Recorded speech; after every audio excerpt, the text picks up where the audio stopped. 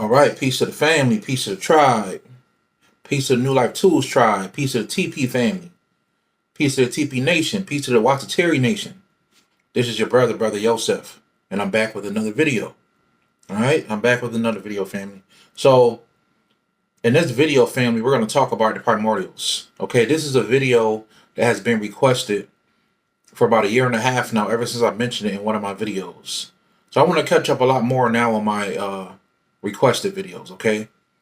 It's a lot of things people request, but I've already talked about it in videos. They just have to go back in those videos and watch it. So like somebody may request chakras, but I've talked about chakras. I got a whole video on chakras, right? Somebody may ask me, hey, can you request a video on repeating numbers? What does repeating numbers mean? I did a video on that, okay? So we're going to go a little bit deeper here. We're going to talk about the primordials. I've mentioned it once, who are the primordials, and we're going to cover that in this video and get right into it, all right? So before I start, I just want to say that we relaunched the Tribology clothing line. So you guys can support right on the TP Ministries website. So we pretty much the same design. We just relaunched it. We tightened it up. Shout out to Minister Atian and Minister Makai Kondo for pretty much creating this design. Makai Kondo originally created a design, and Minister Atian kind of touched it up a little bit. We made it bigger, you know what I mean? So Tribology, all right, that's something we created. That's lifestyle. Tribology is a lifestyle, study of family. That's what a tribe is, all right? So you can find it on tpministries.org, and that will be below the video. Also, family, I want to say thank you to you guys for helping me reach 20,000 subscribers. I'm really grateful for that. A lot of you guys have been with me from the beginning. I mean, I'll talk to people on consultations that started with me back in 2018 when I first started my videos. All right, so I want to say thank you to you guys. I also want to say thank you for everyone who hung in there with me.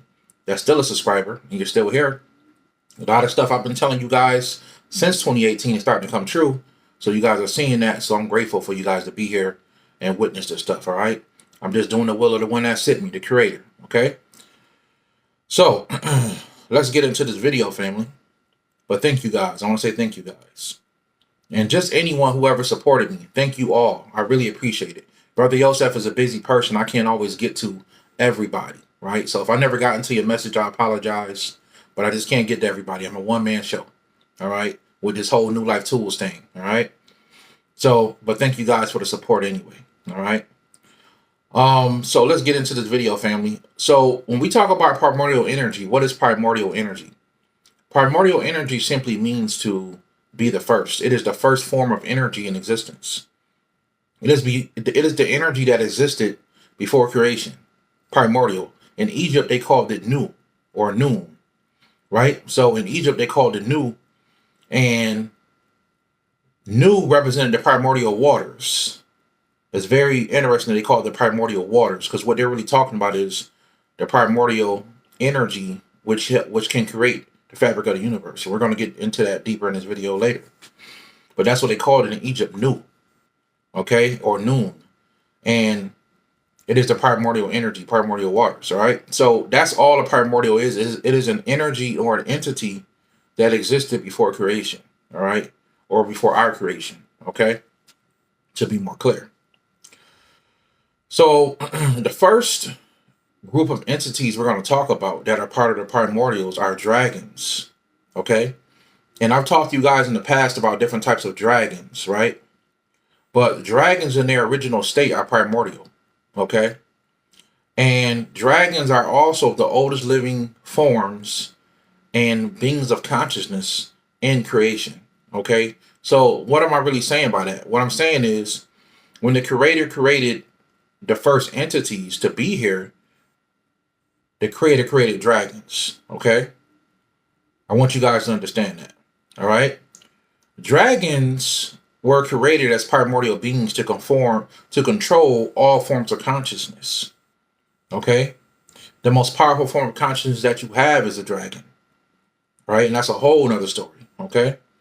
But dragons pretty much control all forms of consciousness in this omniverse, universe, whatever you want to call it. Okay. And because they do that, they have to constantly put themselves in different forms of reality to watch things and look after things. So what they'll do is they'll make themselves into lower forms of dragons. Some dragon consciousness will become gods. Okay. Some dragon consciousnesses will even be human. We call those Drake or Drakes. Okay. Those will be human dragons. All right. Or they look like humans, or they'll be half breeds. All right. So that's the first primordial entities, and the oldest form of primordial entities in existence are dragons. And some people get that misconstrued because people will think, well, the gods were here first, right? Or the angels were here first, right? Just like I tell people that there are a lot of angels that are more powerful than gods. And in a lot of ways, angels can be more powerful than gods, right? Remember, these are titles. This is not a person. God is not one person. An angel is not one person. This is a title, okay? So even when we talk about dragons, these are entities that carry a title, but they're still dragons. So dragons look like a whole bunch of different things, So like when I put up that mermaid video on my Instagram, I had to shut the comments off because so many people, different levels of consciousness got on there. Oh, it's a joke. It's not real. And some people were saying it is real. And I saw people arguing in there. I said, let's cut the comments off, right? People who never even been on my channel before start coming on there. So people are not always ready for certain things, and that's okay. You know what I mean? When you're ready, you're ready. But at the end of the day, a mermaid doesn't look like what you think it looks like. You can't just be controlled by TV and think all mermaids sing beautifully and all mermaids are gorgeous and beautiful. No, some mermaids have spikes. Some mermaids look like fish. Some mermaids look like Europeans. Some look like African people. That's real heavy in the Caribbeans. I don't care what you say. You can go to the Caribbean islands and a lot of people will tell you that they look like, that certain people look, certain people will go to the water and never come back, right? The mermaids will take them. And then you have mermaids that look like men, right? You have male versions of them, mermen. So this is something just to think about. And we're going to, and to go back to the dragon thing, dragons don't always look alike. You have dragons that look like snakes. You have dragons that are three-headed, which are the most powerful dragons, the three-headed dragons. You have dragons that are bigger than the whole universe. That's right. You got dragons that exist outside of this reality that's bigger than our planet is probably the size of their eye. Okay? So don't just think on a basic level about what you think a dragon is. Dragons some dragons look like humans. Like the draconians come from the dragon blood. Right? That's why we have access to Kundalini energy, because we have dragon DNA. Okay? The draconians they go back to the dragons. Okay? You have to understand these things, all right? So it's funny because I was on a consultation with a guy who said he really loved dragons. And, he said something about, Busta Rhymes. And I said, oh, Busta Rhymes is definitely got that Drake energy. You know what I'm saying? And don't think Drake called himself Drake for no reason. Let me tell you guys a big secret. I told you guys before that dragons talk in riddles, right? When you talk to a dragon, they'll talk in riddles. The majority of the time, right?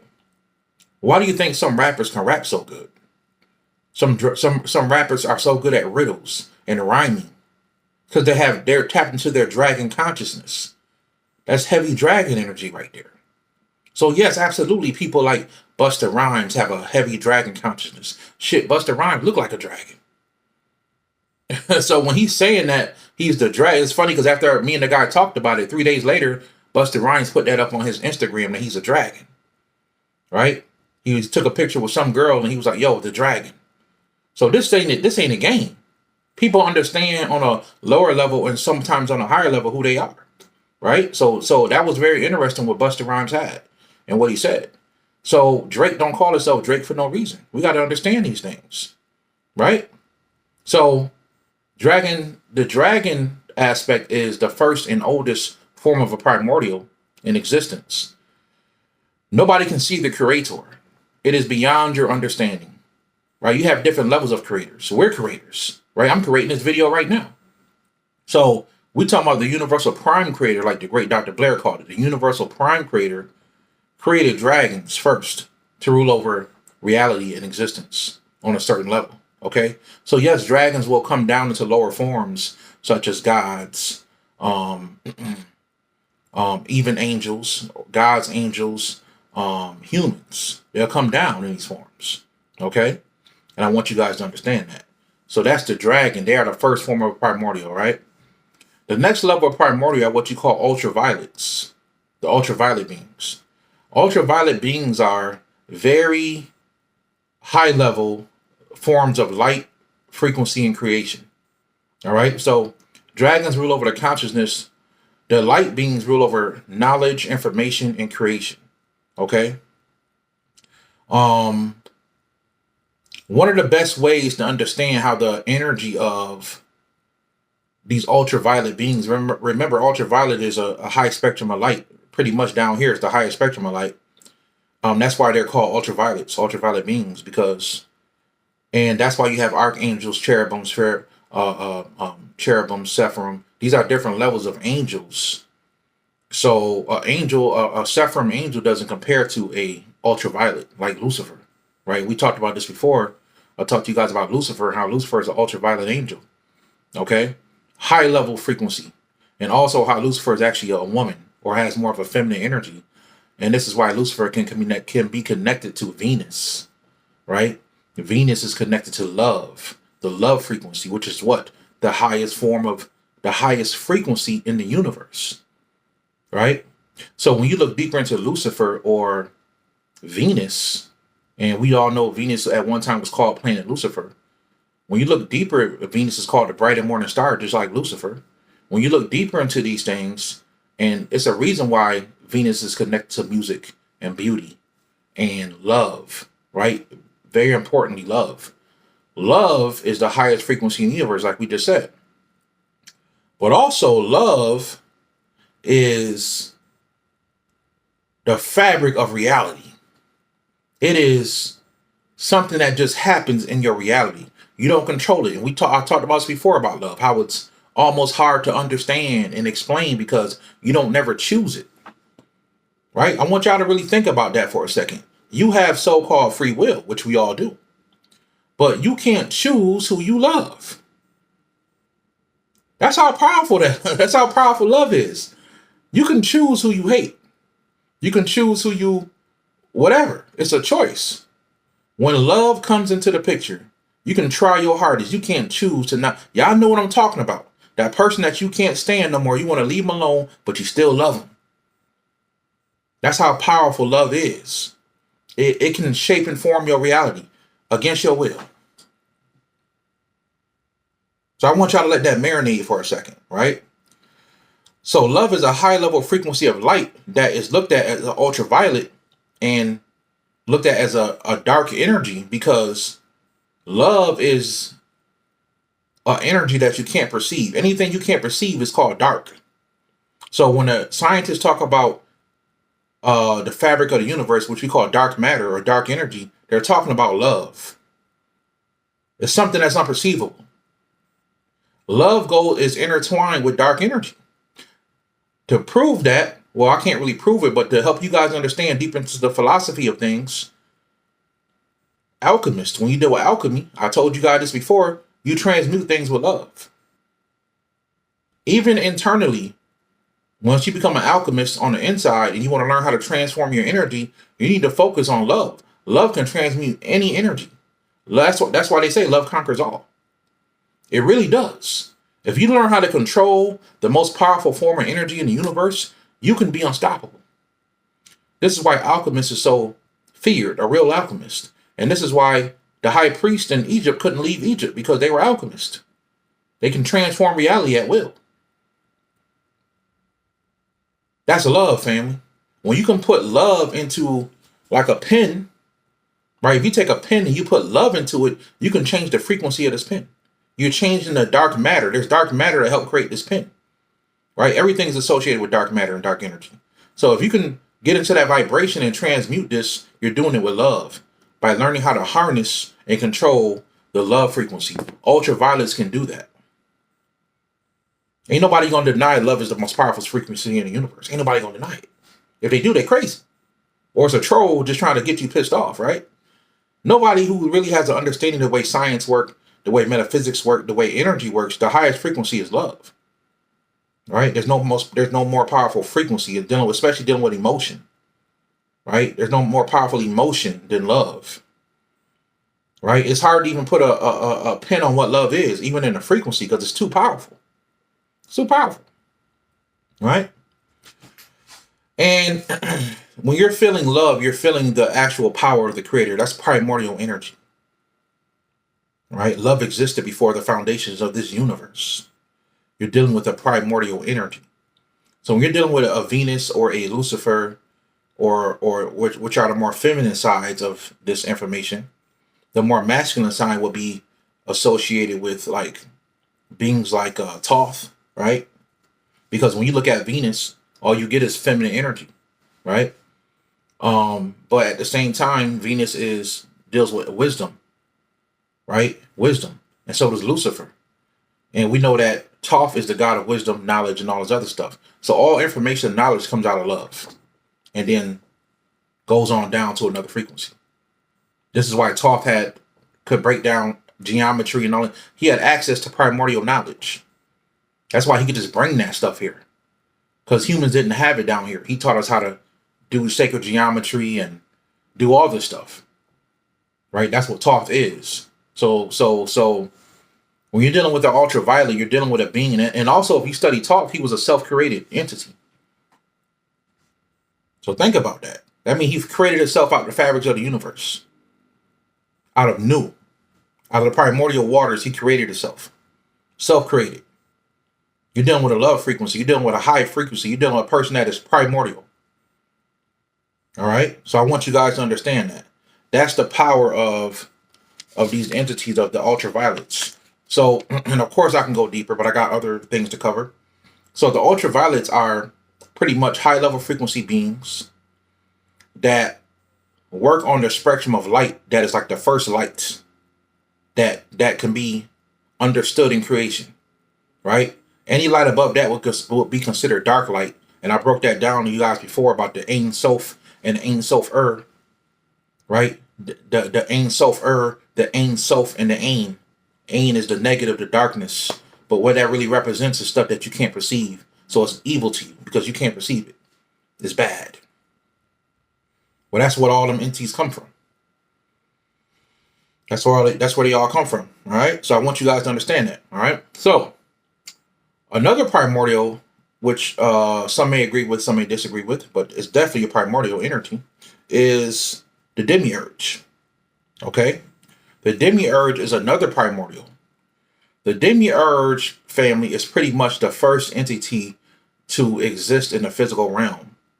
It created the physical realm for its glory. Okay? Its goal is to keep you trapped here so it can continue to be God. But the essence of where the demiurge comes from is primordial. It is a very old, ancient is not even the right word. It is a very old primordial energy. And if you guys read the story, you guys know how this energy broke away from the creator and became it was like a not fully formed entity that broke away. And it went into an area that already had creation, right? But it was more like a lower form of an area. We're going to get into that next. That it pretty much decided to create its physical realm in. Okay? And pretty much lock humans down here. But on a deeper level, the creation that the demiurge created. Hold on, family. I want to make sure my stuff don't die. My phone. Okay. So on another level, the creation that the demiurge created feeds the demiurge. So it needs you to fear. It needs you to be stuck here. It wants you, the demiurge, you can call it God to a certain extent because it is a God. The demiurge wants you to stay down here and be happy. It wants you to be happy here. It doesn't like it when you're not happy here. So it creates things in the matrix, in this hologram that it created. It creates things to keep you here, to keep you stuck here. So your ego, including your physical body, are all aspects of the demiurge. And this is why the Gnostics were so heavy on getting up out of here. Okay? Because the demiurge makes you lose your memory when you come down here, and it does not want you to know that you're divine yourself. You're a primordial yourself. Your soul is primordial. It doesn't want you to understand that. Okay? Because it was tricked into understanding that you just can't have a creation without it being created, connect to your mother, the supreme being. You can't do that. Right? So that's what it hates about you. So its goal is to keep you trapped here by way of you having memory loss. Okay? So I want you guys to understand that. It does not want you to remember who you are. Okay? And the demiurge, it controls reality from the first dimension all the way up to the eighth dimension. And so what do I really mean by that? Well, when you get up to, even though the eighth dimension is a more of a heavenly, more beautiful, you're more free in those states, you're still dealing with an illusion. You're not all the way out yet. Even though some beings choose to go there and stay there. All right? So the demiurge doesn't work with you or for you. It works on you and at you to keep you here. So other primordial beings like Lucifer and other primordial beings, different deities that deal with light, they work with you and they want to help you get away from the demiurge. They want to help you get out of this matrix, get out of this cycle of illusion. Okay? So you have entities that are in the matrix, that are in the reality that the demiurge created to help you get out. Right? Like any type of spiritual teacher you come across they're working on the side of light to help you get out. And remember, everything is light, even darkness. So I want you guys don't think I'm going to, well, you got to be on the light side. Be on whatever side you choose as long as you evolve in. You know, that's the thing I have with people. Make sure you are in a stage of evolution. When I first started to do consultations, a lot of people will say, well, give me a spell for this, give me a spell for that. And I'm like, I don't really want to give you a spell. I want to give you something, a practice, so you can evolve. Because that's really what it is at the end of the day. Are you evolving? And this thing is about evolution. Are you choosing to evolve out of this mess, man? Nobody wants to be here, right? Nobody wants to be here forever. So the demiurge family is a primordial that pretty much works with entities like the archons, which are world famous. Some people put them in categories of demons. They're not demons. They are literally the demiurge's right. They're his army. Okay? Demians, diamonds, whatever you want to call them. They are also in other negative elementals and negative extraterrestrials. They all work with the demiurge to keep you trapped here. And then think about it. If you could be a billionaire for all of eternity, some people will look at that. That's not a bad thing. But you don't get to evolve. You can't go higher. You could be a billionaire, but you're stuck here. You can't go no further. Some people don't look at that as a bad thing, right? But any wise person will look at that and say, hey, I want everything that I got coming to me. I don't want to be stuck, right? That's what the demiurge promises these entities that are here. But there are some entities that can match the demiurge in power, and we're going to get into them in a second here. So some forms of demons work with the demiurge and archons and negative extraterrestrials, all right, to maintain power of this illusion that you're in. So the demiurge itself is an entity that sits on top of these realms that it created, and it is in the primordial realm. It is a primordial entity, right? Even though its goal is to keep you trapped on a level that it created. Now, it's the creator created all reality. So it's pretty much trying to copy what the creator did and have you think that this is it. This is creation, and it's not. It's deeper than that, all right? The next forms of primordials, which are on the edge. Some people argue whether these entities are really primordial, but there's one being in particular that is the primordial. So I don't want to say that these entities are primordials because they're not, but the being that sits over them is a primordial, all right? And we're going to talk about Time Lords, all right? The Time Lords, when time was first created, they existed already, okay, to kind of control the different streamlines of time. Because people do time travel. Time travel is real. And there's different dimensions and different parallel worlds that run on different timelines. Okay, so in another parallel world, it could still be 1970. And we are in 2021, right? And in other parallel worlds, they're already ahead of time. All right, so parallel worlds do exist. different dimensions exist, and these Time Lords work not really so much on different dimensions, because once you get past the fourth dimension, there's no time, right? There's no need for time. So time transforms into something else, which is rulership and justice and order, right? So that's really what time is when you break it down. The higher level of time is really order, right? So down in the physical realm, you have to create chaos to bring order, because we're on such a low frequency. Until if you just bring order, people won't listen, right? But because that's simply because Saturn doesn't really rule, and that's what we're talking about. Saturn as a Titan, which we're going to talk about next, but Saturn is a Titan that is a primordial, okay? And we all know the story of Saturn, who tried to eat his own children, who did eat his children to so they wouldn't rule over him. But really, what on a metaphysical level, if you understand that story, it wasn't that he was eating his children. He was trying to cage them so they can grow until they're ready to take over. That's really what it was. So it wasn't that he was doing something evil to his children. He was trying to consume his children and lock his children away, lock them away until they were ready to rule. But of course, y'all know the story didn't want it to happen. Jupiter, who was really Zeus, becomes the king, right? And too much that Jupiter energy could have you being egotistical. So what I'm really saying is that when Saturn ruled, we really lived in the golden age. And in astrology, for y'all astrologers out there, y'all know Saturn is the best teacher. I said that a lot of times on my channel. And actually, everybody here who's watching this video, we're all dealing with Saturn. Okay, we all deal with Saturn. Saturn is that teacher. He's gonna, and that's pretty much what he's doing down here in the physical realm as a primordial being. His angels are pretty much the Time Lords. That's his angels that rules over certain aspects of times and time streams and dimensions, are different parallel worlds and stuff like that, and universes. Kronos or Saturn, you can call him either one. He rules over time. He rules over karma, right? So he wants to keep you trapped, but only until you learn your lesson. Same thing with his children. So look at us as children of Saturn, and our father time, right? They call him Father Time also.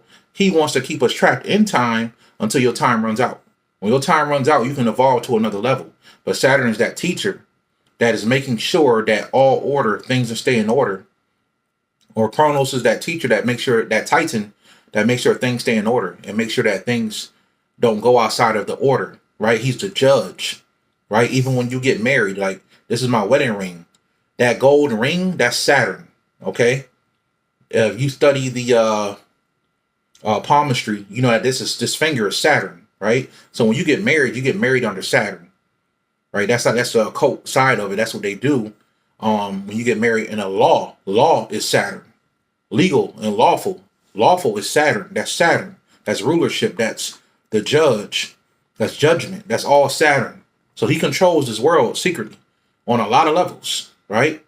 And he's a primordial as himself, but not really the Time Lords. So Saturn is a Titan that pretty much rules over time, and he makes sure everybody get what they got coming to him, whether it's good or bad. So Saturn he didn't eat his children to lock them he didn't eat his children to kill them. He ate his children to consume them and to lock them away until their time came. Because they wanted to rule right away. And it's like, no, y'all ain't ruling. Y'all gonna get locked in here until y'all time comes. Boom. And like I said, if you understand Saturn, under his rulership, man lived in the golden age. So we got to understand deeper that Saturn, I know he's associated with Satan in some ways, but Saturn is the greatest teacher in astrology, because Saturn is the one that will pretty much teach you, and he won't let you be finished until he's finished teaching. So just to help you guys understand that on a deeper level. All right. So that's what that is, family. He traps you until you're ready. That's what Saturn does. All right. So that's dealing with time, and the Time Lords are like the first entities dealing with time, but time is a physical thing. So that will go to Saturn as a primordial, right? The Titans are still locked away, right? The Titans are still locked away, but Saturn has access to this world more than anybody else. And man, I can go deep on that. And a lot of demonic energy actually comes through time streams and timelines based on certain energy, because the rest of the Titans are locked away. All right. And what do I mean by Titans? The Titans are primordial beings because they existed here before the foundations of the world, even the foundations of the universe.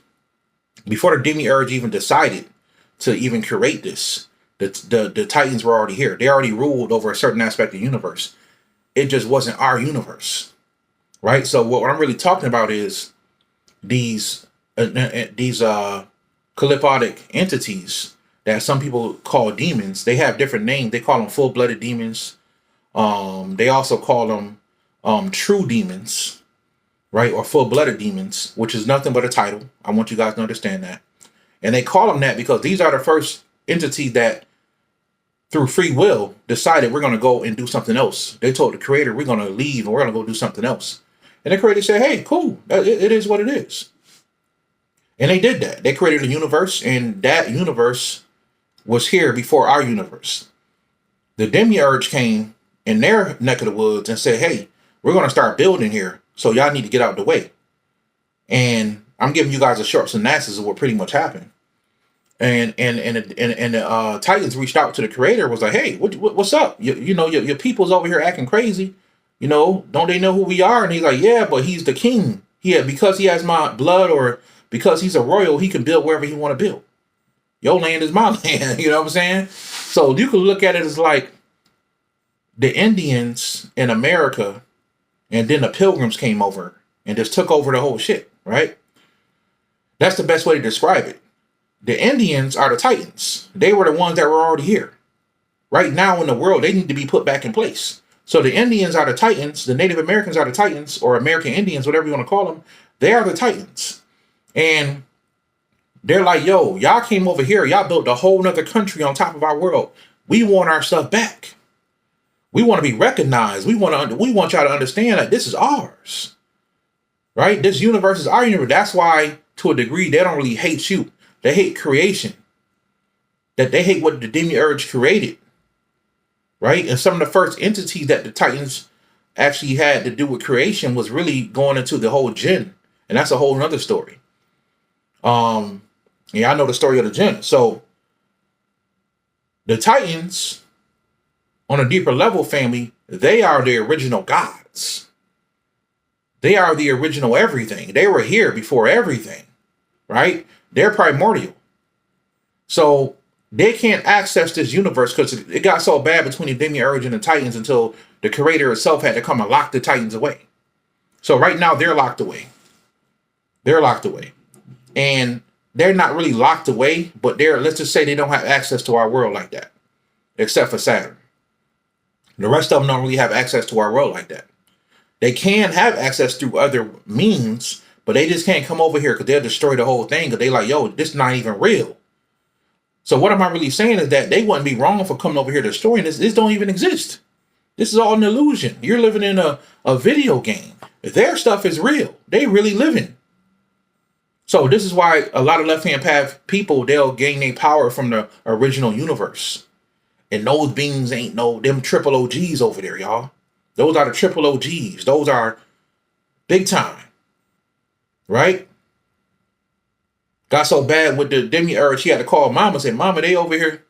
And mama had to shut it down. So, yo, y'all stay over there. So look at the demiurge, the creator, as the demiurge's mother. Queen, let's say that's Queen Elizabeth. Queen Elizabeth said, hey, by the order of the queen, y'all need to stand down. Look at it like that. So the Titans are not wrong for wanting their universe back because this is originally theirs. There's a false, just like America has a false country. We know America's a company. It's not a country at all. It's a company. This false country was built on top of a nation of American Indians that was already here. So whoever is on top of this world could make them Titans or make the American Indians look bad. And that's not what it's about at all. All right.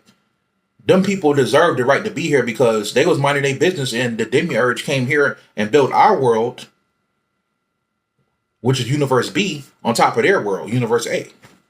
All right. The original world. So those are the primordials, family. I hope you guys enjoyed this video. Those are the primordials, all right? And these are pretty much entities that rule over certain aspects of our creation. And these are the in the game, all right? So I want you guys to understand that. I hope you guys enjoyed this video. You guys can hit me up in newlifetools@gmail.com. If you have questions, I get a lot of people coming in. I'll try to hit you when I can. If not, that's cool. You guys can hit me on Instagram, also full. But at the same time, family, Brother Yosef try to get to everybody. All right, I try my best, y'all. So I thank you guys for watching. Thank you guys for watching the channel. And I will see you guys in the next video. All right, peace and love, family.